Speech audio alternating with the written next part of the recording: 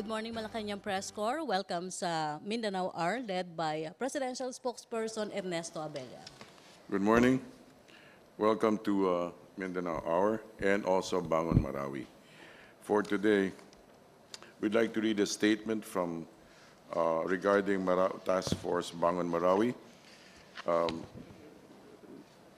Commissioner Toby will not be with us. He is indisposed.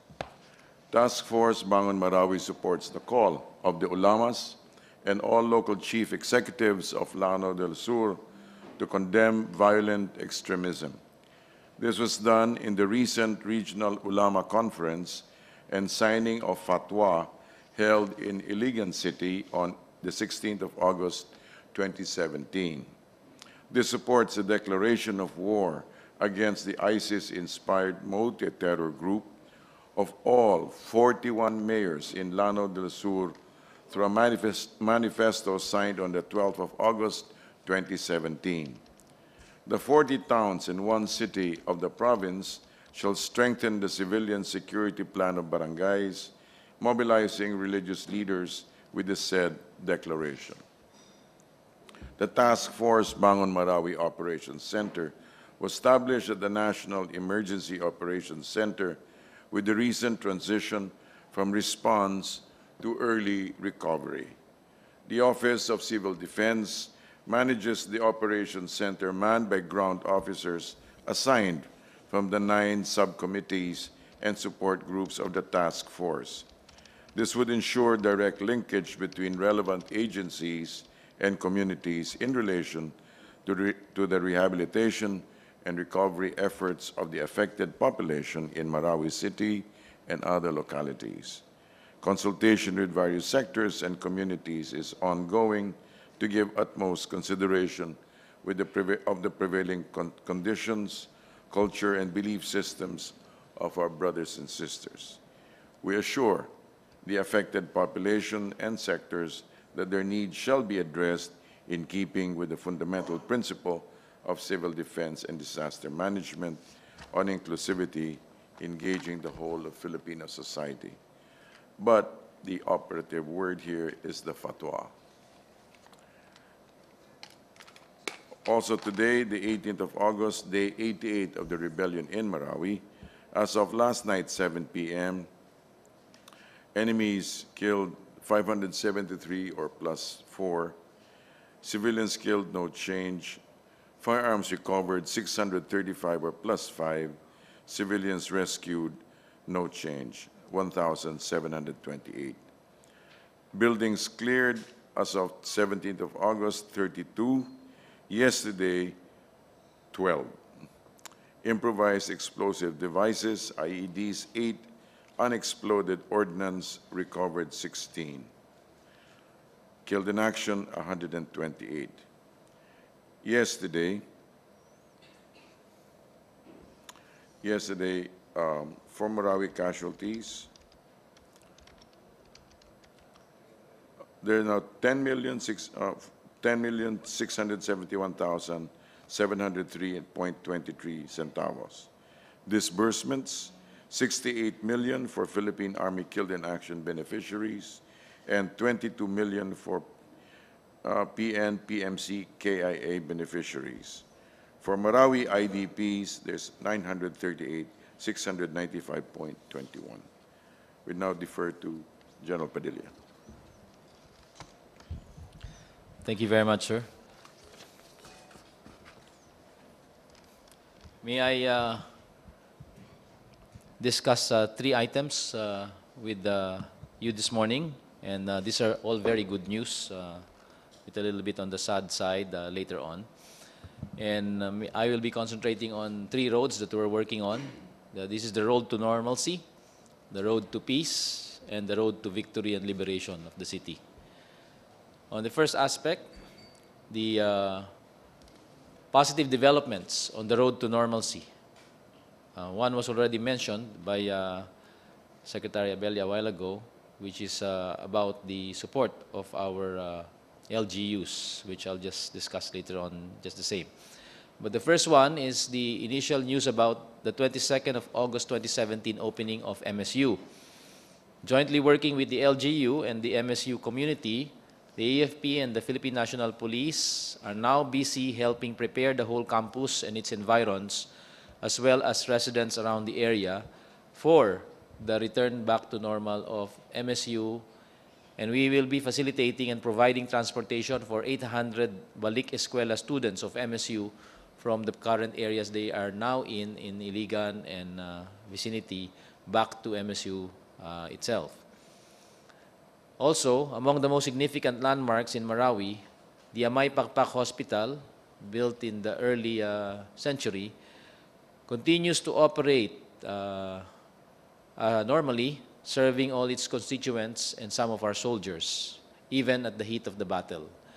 And we will continue to assist Amay Pakpak and the DOH for whatever requirements they still have.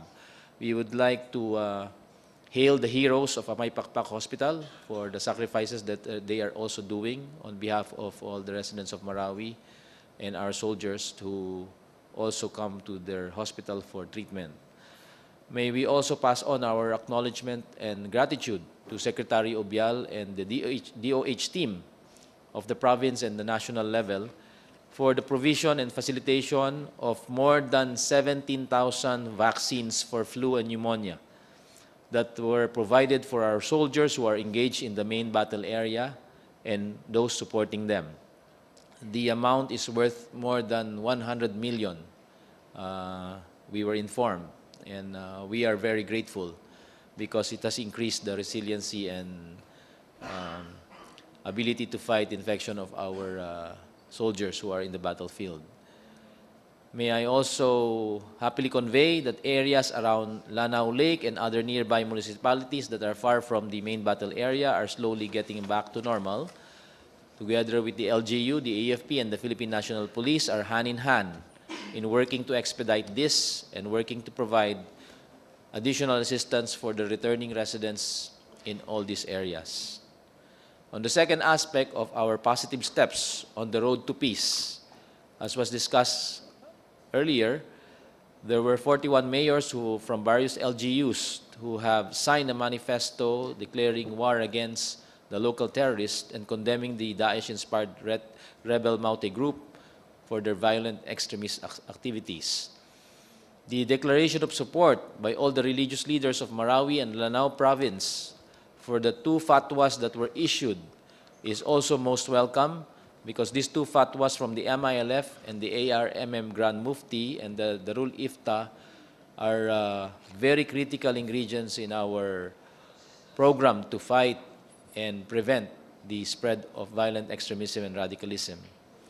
There is also a call out from the Western Mindanao Command under Lieutenant General Charlie Galvez in tandem with all the ulamas and other religious leaders for the convening of the National Ulama Council to address the recruitment of the vulnerable sectors, especially the youth and the orphans, by these rebel groups. The ulamas are also volunteering to take an active participation in the social healing and rehabilitation of Marawi.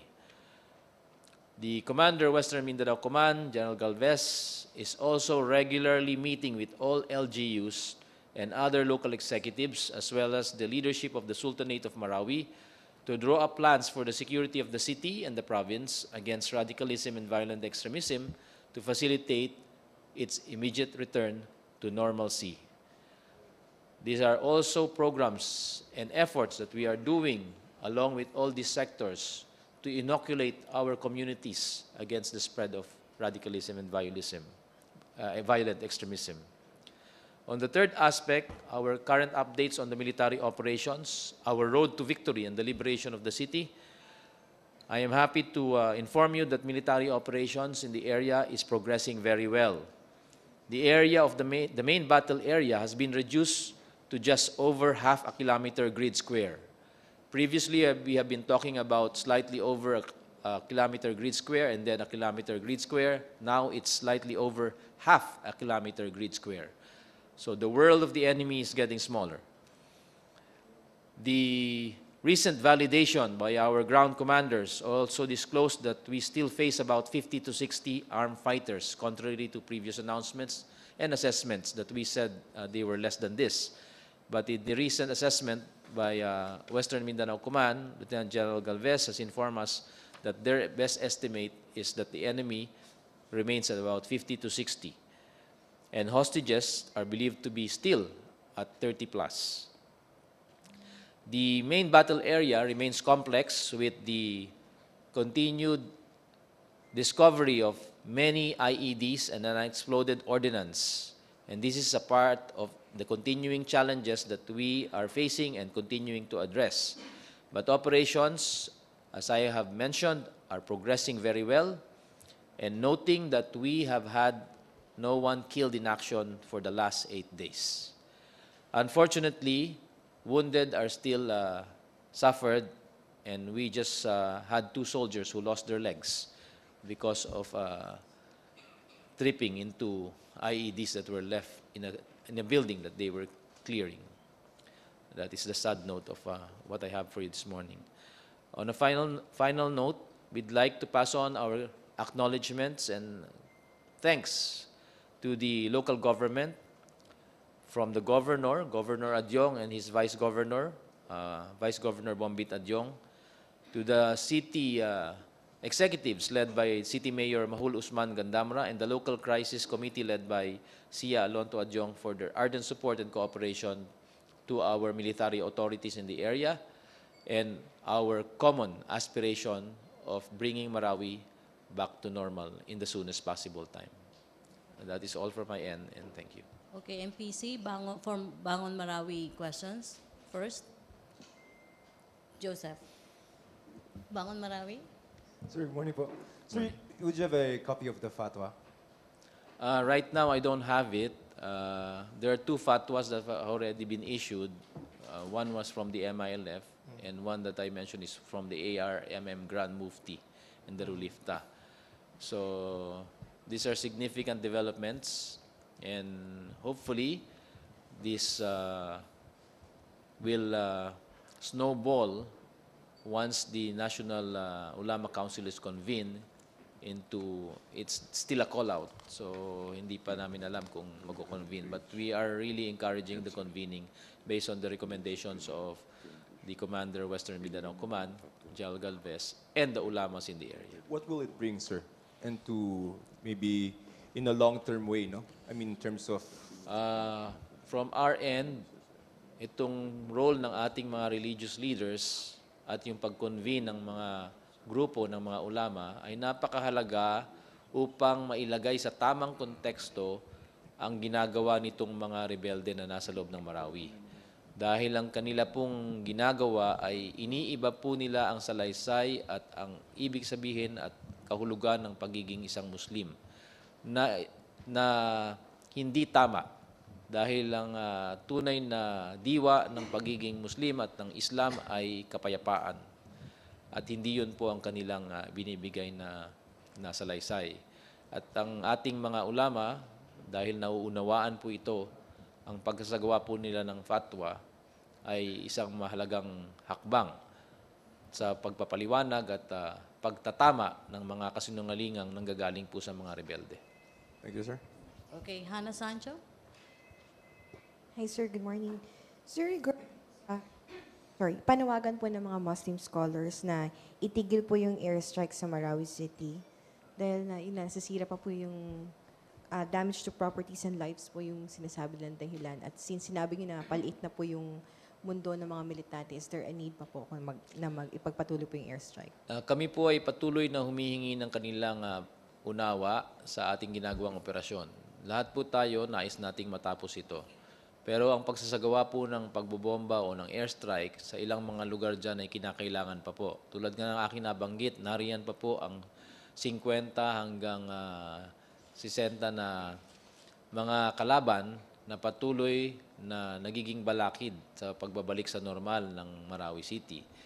Kinakailangan po namin gawin ito upang maiwasan po ang pagbubuwis ng buhay ng hindi lang po ng sundalo, kung hindi ng sino man po na maaaring naiiwan pa sa loob.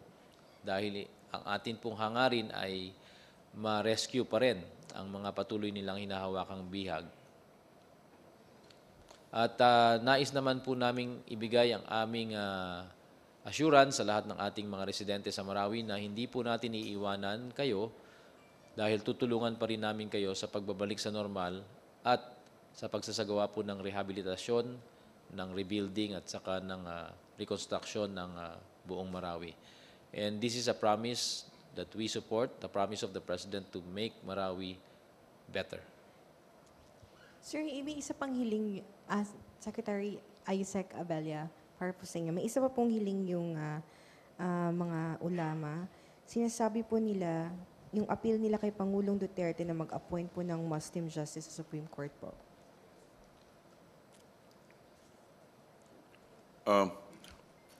If you're asking whether may response na ba, as Yes, of this sir. moment, wala pa.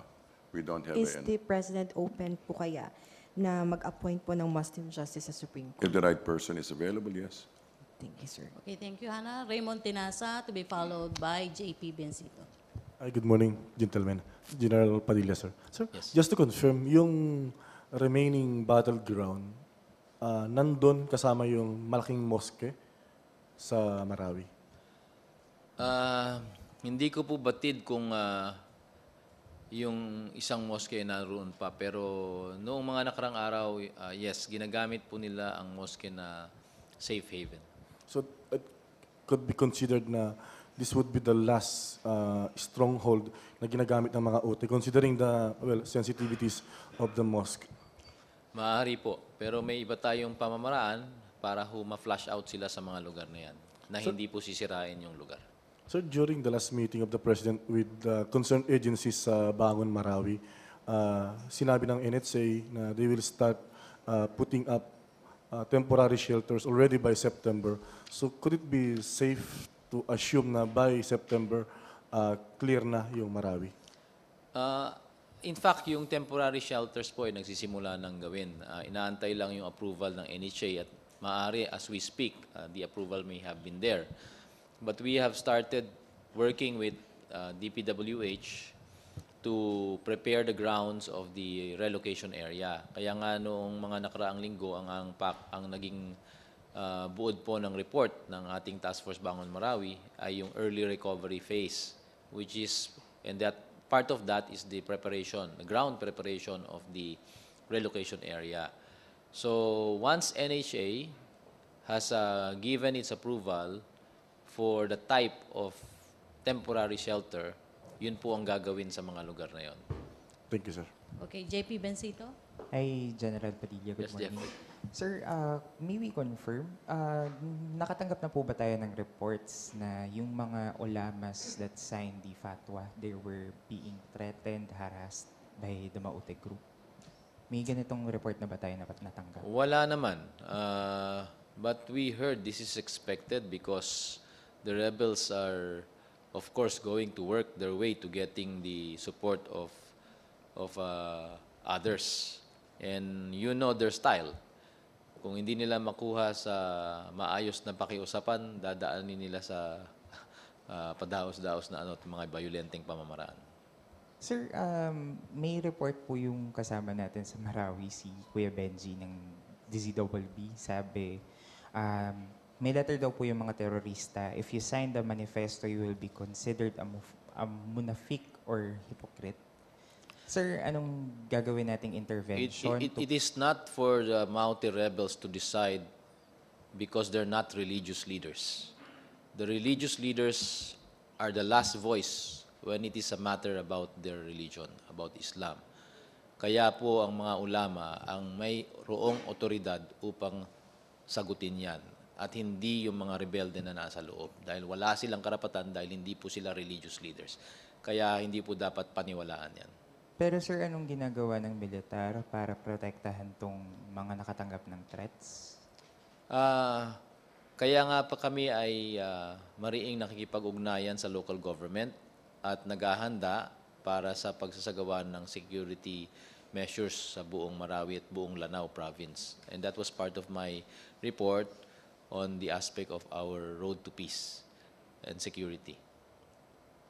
Okay, last question, Pia Gutierrez, regarding Bangon, Marawi. Good morning, sir. Confirm ko lang po, MSU will open on August 22. Yes, the opening will be on the 22nd of August. And once the 800 Balik Eskwela students are ready, we will help facilitate by providing transportation to bring them to the campus. So, kailan po kaya magre-resume yung classes, sir, following the opening of MSU? Siguro soon after their arrival there, because even prior to this or right now, habang naglilinis doon at nagsasagawa ng mga pag-aayos, yung mga miyembro po ng administration ng MSU community ay naghahanda na rin. I'm just curious, sir, how far is MSU from the main battle area? And how can we ensure the safety of the students? Ngayon pong sinabi nyo na airstrikes are still necessary in Marawi City, sir. Yes, the MSU compound per se is a number of kilometers away from the main battle area, kaya relatively safe. The threats to the MSU area before were coming from stray bullets dahil malapitan pa yung labanan. So ngayon, nakakasigurado tayo na wala nang maaaring mangyaring ganun, kaya tayo nagbigay daan sa pagbabalik ng mga estudyante. Pero nariyan pa rin po yung mga tropa natin, hindi po sila aalis. We will provide continuing security coverage until such time that we can assure that the main battle area is free of any rebel forces. Sir, last na lang po. Now that the AFP and the LGU are allowing the students to go back to MSU, is it safe to assume that civilians also can go back to their homes? Hindi po. Ginagawa po natin is phased approach, no? Yung MSU community kasi ay medyo malayo sa bakbakan. At maaari na nating i-guarantee yung safety nila dahil may mga puwersa din tayo nakatalaga dyan. So for other areas that I have mentioned a while ago, yung mga munisipyo sa paligid ng lake, about 3 kilometers out of the city, karamihan po dyan ay nagsisibalik na sa normal. At ang ibang lugar na malalayo rin sa main battle area, ganun din po ang nangyayari. So we're slowly opening the road to normalcy for many of the communities that are far from the main battle area as we work to really solve the presence of the armed elements, the remnants of the Maute groups inside. So, sir, for civilians who live far from the battle area, pwede ba silang makabalik na sa kanilang mga bahay? Pwede na po. They can already go back. And we have encouraged those to have their residences still in affected or conflict areas na pwede namang makitira dun sa mga kamag-anak nila sa mga lugar na ito kung ayaw na nila sa mga evacuation centers. Sir, for clarity, sir, how do we define yung areas kung saan pwede nang bumalik yung mga civilians? We have provided the local government a list of the municipalities that were cleared for return. Yung listahan na yan, alam po ng karamihan sa Lanao, saka sa Marawi. So, pati pa yung mga local government executives na pinuno ng mga lugar na yan, na-meet na rin po ng ating Joint Task Force Marawi at sa kanila General Galvez. Kaya bago pa inanunsyo yung announcement na ito, handa na po yung local governments kasi nagkaroon sila ng preparation muna. So, para pagbabalik ng kanilang constituents, handa na sila. Kailan po, sir, nabigay yung clearance? Several weeks ago pa yan eh. About 3 weeks ago pa. So, Joint Task Group Ranao under General Ray was the one who was constantly in touch with the local executives and who discussed this with them and paved the way for the return. Okay, thank you. Last question, Tuesday New. Sir, follow-up lang. May figures po ba kayo kung ilan na po yung mga residente na nakabalik doon sa kanilang bahay, doon sa paligid? Ng Lawa? Opo, opo. Unfortunately, Tuesday wala. Wala pa akong figures niyan. And the Joint Task Force Marawi is going to have a press briefing this afternoon. If you have reporters in the area, I think you have Benji there, paki-follow up sa kanila because the data will be coming from them. Another one, sir. Paano po yung magiging sistema on transport ng mga estudyante from Iligan to MSU? Everyday po ba ihatid Hindi. sila, ibabalik sila? Doon sila nakatira sa MSU. Okay. They are part Parang of the dorm- MSU dorm. community. Okay. Dorms. So they are in a safe zone. So that is open for them to come back. They will get their community back again. Okay. Thank you, sir. Okay, thank you. Other issue na tayo, Presidential Spokesperson Ernesto Abella. Right, from the OPS. On the Barcelona attack, our hearts and prayers go to the families and loved ones of the innocent victims who perished and those who got injured in Barcelona. We are one with the peace-loving people of the international community in condemning this latest attack in Spain on Thursday that left at least 13 people dead and injured more than 100 others. The DFA, through our Philippine Embassy in Madrid and Honorary Consulate in Barcelona, is closely monitoring the situation and has been in touch with authorities and leaders of the Filipino community. It has expressed the condolences of the to the Spanish government following the incident that left 4 Irish citizens of Filipino descent injured. Also, on the 29th Southeast Asian Games in Malaysia, today, August 18, marks the formal opening of the 29th Southeast Asian Games to be held in Malaysia. We wish our athletes good luck. Incidentally, they have begun bringing honor to the country with 3 medals as of yesterday, a silver and 2 bronze medals. We congratulate the Philippine team for Sepak Takraw for winning the first silver medal from this season's Southeast Asian Games. We also extend our congratulations to our archers for the 2 bronze medals. On the Philippines hosting the 30th Southeast Asian Games, we're pleased to announce that the Philippines will be hosting the 30th Southeast Asian Games in 2019. We ask all concerned agencies to give their full support and cooperation in preparing the country's hosting of the biennial event. Together, let us show to the world our Filipino bayanihan spirit. Some media were asking regarding PRRD's meeting with the RAM. President Rodrigo Roa Duterte met with the members of the Reform of the Armed Forces Movement, RAM, last Wednesday, August 16, where they expressed support and offered help to the President. They likewise asked the President for amnesty so that they could receive their back pay and livelihood opportunities for the members of the RAM. Also regarding Secretary Judith Taguiwalo, the President has repeatedly given full trust and support for Secretary Taguiwalo, even when she sided with leftist groups opposing the President's positions. In the end, however, the law requires that we abide by decisions of the Commission on Appointments on Presidential Nominations. We wish Secretary Taguiwalo all the best in her future endeavors.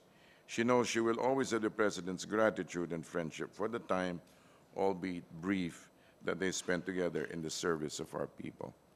We're open to a few questions. Tuesday New. Secretary, good morning po.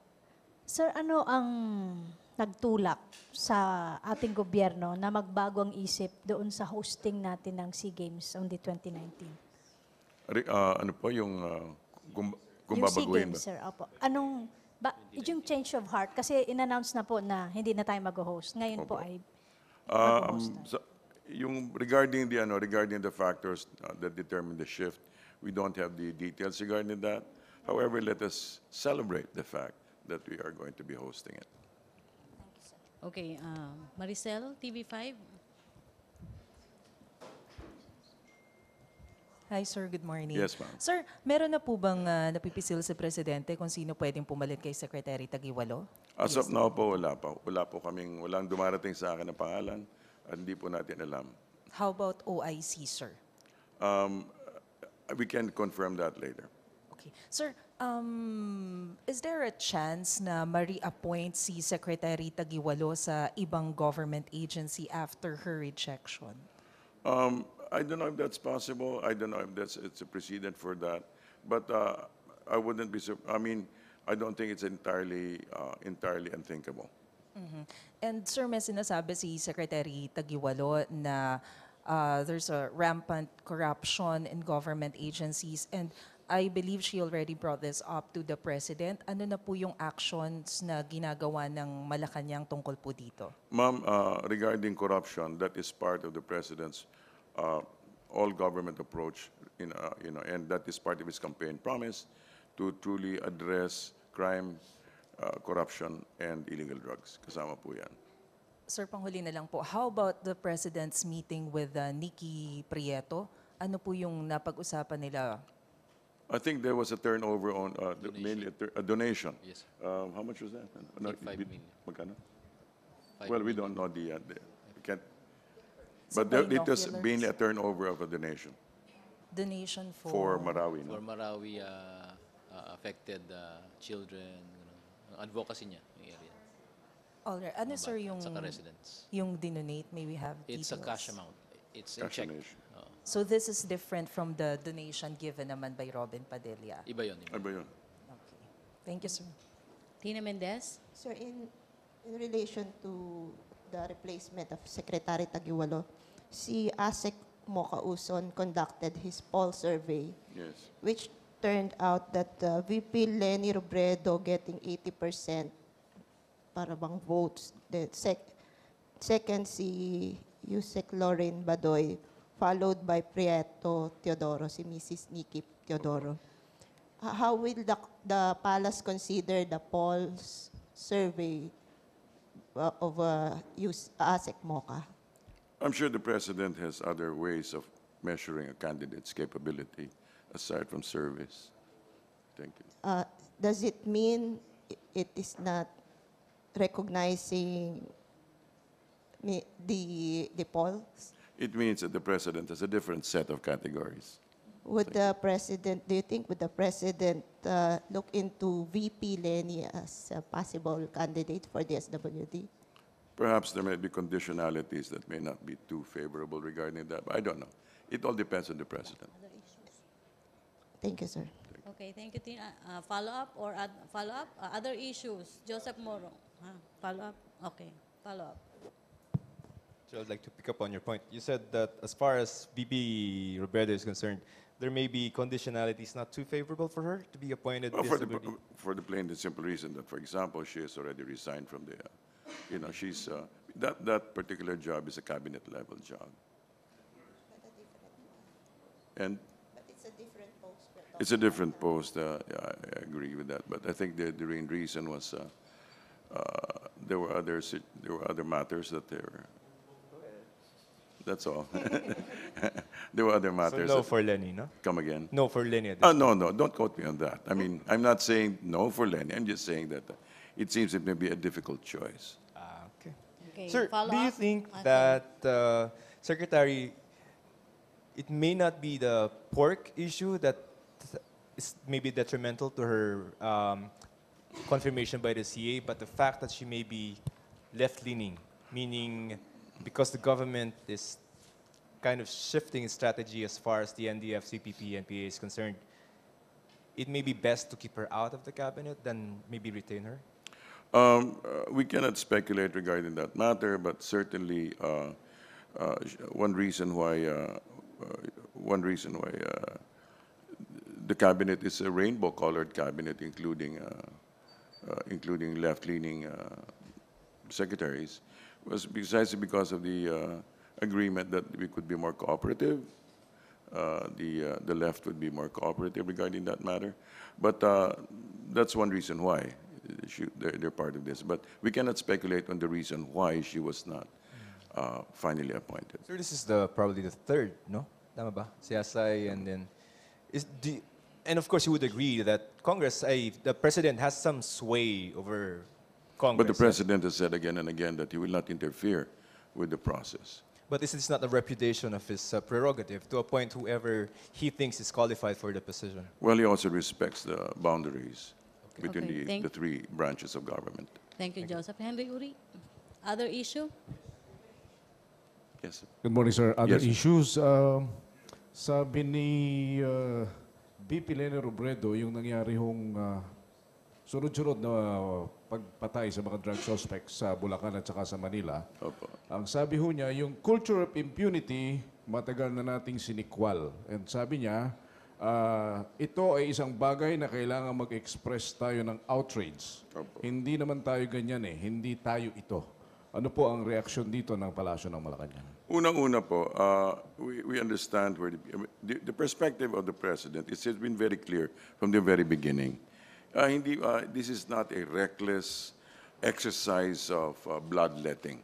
there's a rhyme and a reason in the police operations. And, number one, it's lumang tugtugin, but let me repeat. The second leg of his three-leg campaign was really law and order. Number one, anti-crime, anti-corruption, and then anti-illegal drugs. Now, you've heard again and again, we have heard again and again, that the President is very concerned in destroying, actually, the drug apparatus. And the objective in going even after street-level drug pushers is to degrade the community-based retail distribution network that will always fuel the drug trade, whoever is on top. In other words, it's a question of addressing the demand and supply. That objective has never changed, and we reiterate that the President's warning to syndicates and their cohorts in government is give up and shape up before it's too late. In other words, what the President's concern is basically, this is a very focused effort. These are very, very focused. This is not to exonerate everything that happens, but to put the context in what the government is doing. Ina-address po talaga niya yung nangyayari sa on the ground mismo para mahinto po yung isang bagay na talaga nakakasira ng bayan. And I think we should appreciate that. And I believe that the massa, the common people in general, the average Filipino, and when I mean average, I mean whether ano yung political color niya, naintindihan nila kung ano ang dapat mangyari sa bayan. And again, we hear people say, it's safer, they feel more comfortable, and in fact, they appreciate the fact that the Philippines is being made safe again. You think it is still appropriate for a vice president to have that kind of statement? Well, she's of course entitled to her own opinion, and she may voice out. But and I think that's precisely the reason why maybe in the next round of of political systems we should have teams. Where people understand. We should have teams. The president and the vice president should have the same perspective.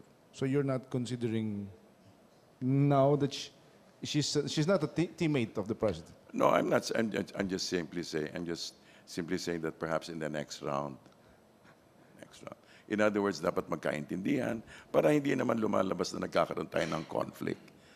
Wala namang, ang akin lang sinasabi ko po rito, sana magkaisa tayo ng pananaw na ginagawa ng presidente is ipasantabi itong mga bagay na nakakasama sa bayan. Yun po ang perspective ng presidente. All right, thank you, sir. Salamat Okay, po. last 4 questions. Laila Salaveria to be followed by Raymond Tenasa, JP, and Tina. Good morning, sir.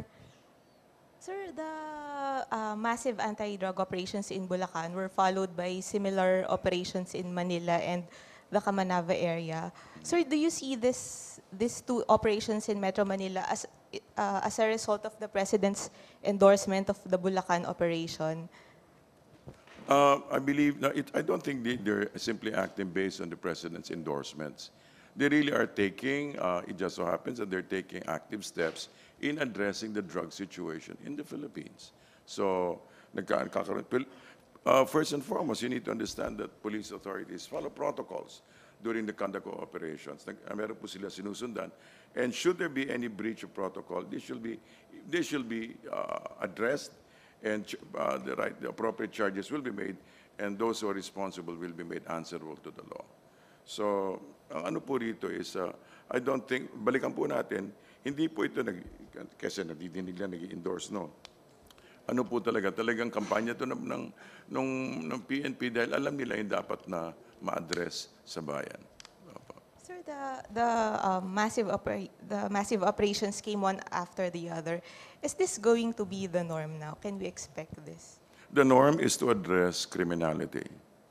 And this is simply a method, a particular way of doing things. But that's not the end game. The end game is to make sure that corruption is addressed, criminality goes down, and that the demand for drugs is also reduced, if not completely eradicated.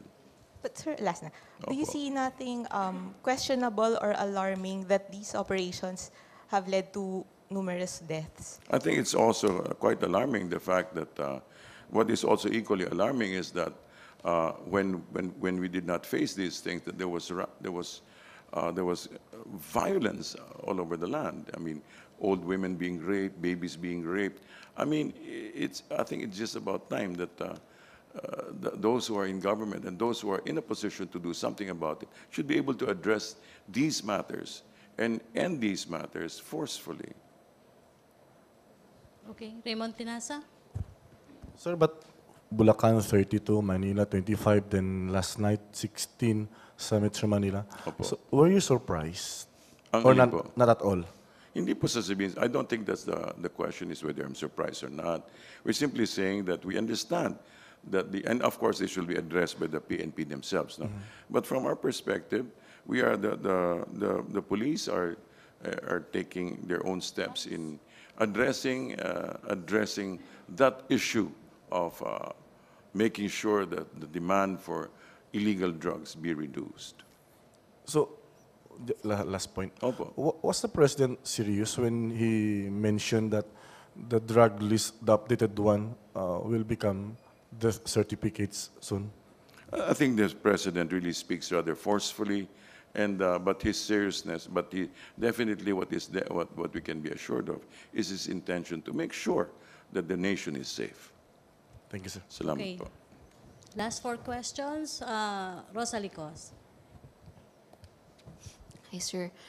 Reaction lang po ng Malacañang sa mga nagsasabi na yung massive drug operations kung saan napakarami po ang napapaslang, diversionary tactic para po mailihis ang usapin sa kontrobersya po na kinakaharap ngayon ng BOC, dun po sa 6.4 billion na shipment ng shabu.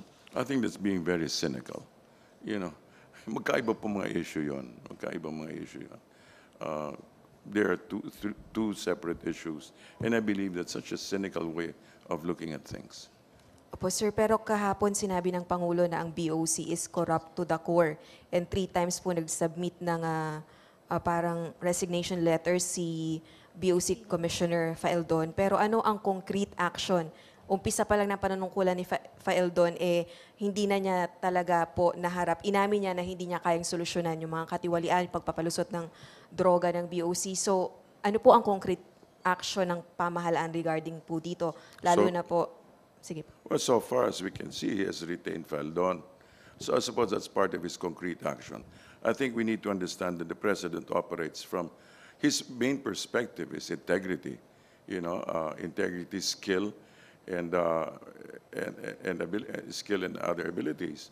And while you can get people who are skilled, but if lacking integrity, then that will be dangerous. Skill can always be learned. The ability to know how to do it, and I believe that's where the president is coming from. Mr. Faeldon has been concerned naturally that he does not embarrass the president. The president is also quite aware, based on his words, that the man can be trusted. And for the president, that is paramount. Okay, thank you. Joseph Morong? So just staying on the drug operations topic, Opo. I'm sure you guys are aware of the 17-year-old that was supposedly killed by the police. Yes. What do you think? What does the president think first of that incident? I cannot assume on what the what the president thinks, but what we can say with confidence is that those who are guilty of breaking the law or misuse or abuse will have to answer for that. So are we instructing the PNP to No, investigate? they don't need to be instructed. They have internal Automatic. internal mechanisms like EAS. But definitely PNP should look into this. You think? They automatically do that. Okay. They automatically do that. Sir, yung statement that the streets are safe, given what had happened... Safer. Given what had happened to this 17-year-old student, minor, who's been killed allegedly by police operatives, do you think that statement that our streets are safer still hold true? First and foremost, that statement was not manufactured by me.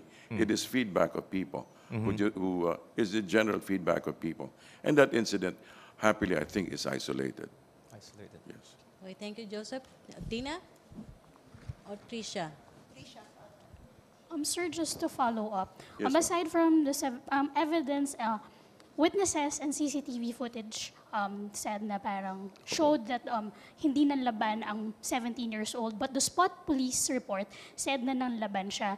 How do we, kasi sir, sabi ni President na he will defend the police. Whatever they say, he will believe them. How do we reconcile that, sir, when He will defend the police in their carrying out of duties. However, he will also not tolerate any abuse and any breaches of the law.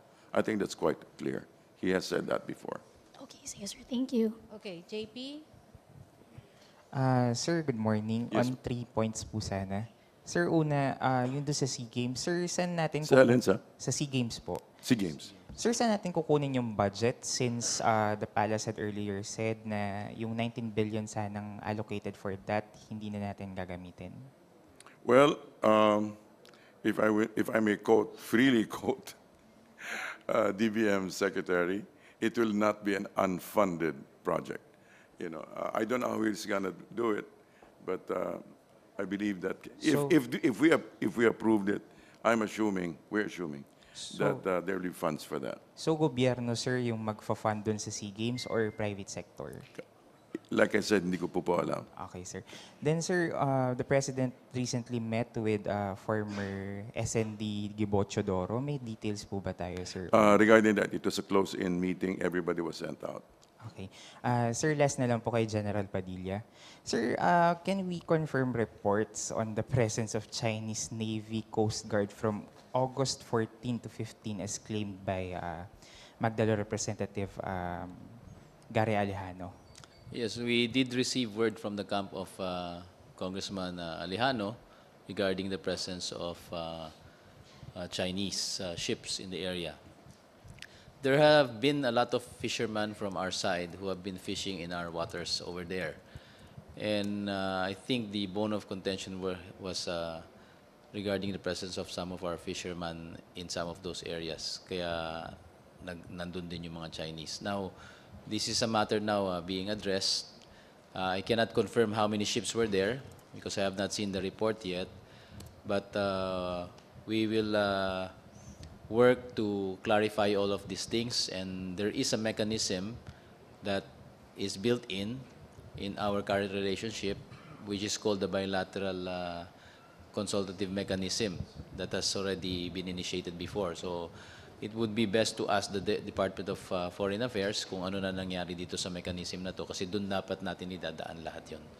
Pero sir, anong implication nito? Immediate implication ng presence of the 5 Chinese ships that were spotted?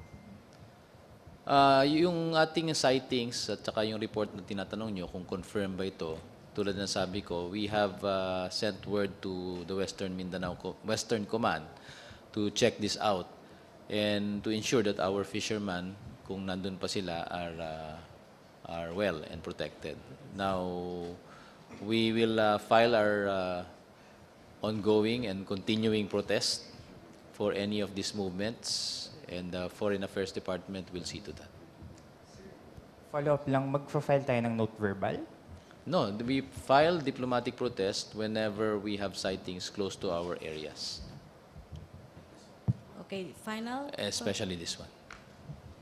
Final question, Tina Mendez. Sir, going back to the meeting between RAM leaders and President Duterte, Yes, ma'am. any commitment from the President to give amnesty to the RAM leaders?